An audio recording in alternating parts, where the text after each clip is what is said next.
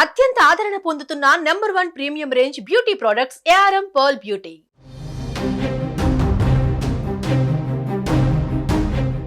కర్ణాటక ఎగువ రాష్ట్రాలలో ఎడతెరిపి లేకుండా కురుస్తున్న వర్షాలతో హోస్పేటలోని తుంగభద్ర డ్యాం గేటు కొట్టుకుపోయింది.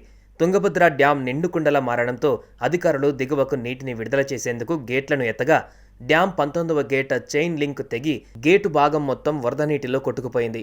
దీంతో అక్కడ ఒక్కసారిగా ఉద్రిక్త పరిస్థితులు నెలకొన్నాయి.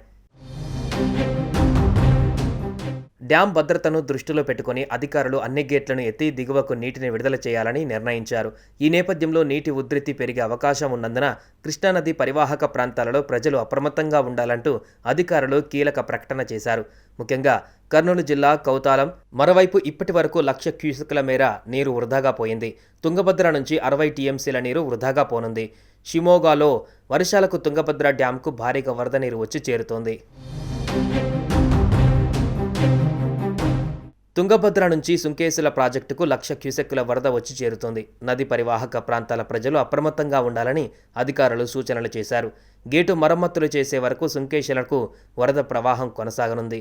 వరద ఎక్కువగా ఉండడంతో సహాయక చర్యలకు ఆటంకంగా మారింది. తుంగభద్రలో వరద తగ్గాక అధికారులు మరమ్మతులు చేపట్టనున్నారు. మరోవైపు తుంగభద్ర డ్యాం గేటు కొట్టుకుపోవడంపైన ఏపీ సీఎం చంద్రబాబు ఆరా తీశారు.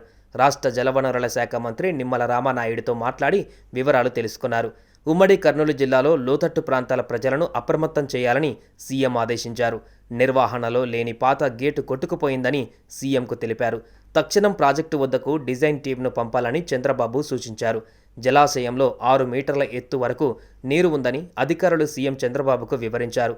స్టాప్ లాక్ అరేంజ్మెంట్ ద్వారా నీరు వృధా కాకుండా చర్యలు తీసుకుంటున్నట్లు తెలిపారు.